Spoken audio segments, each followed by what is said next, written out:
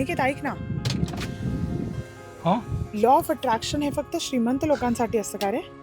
असं नाही आहे. मला माहिती आहे भरपूर लोक यूट्यूबवर आजकाल गोकेशचं, सचिन, विराट कोहली, शाहरुख खान, ऋतिक रोशन या सगळ्यांचे व्हिडिओज बघतात. Oprah Winfrey, Jim Carrey, Will Smith आणि ते सांगतायत की व्हिज्युअलाइज करा, लॉ ऑफ अट्रॅक्शन वापरा आणि तुमच्या आयुष्याला बदला.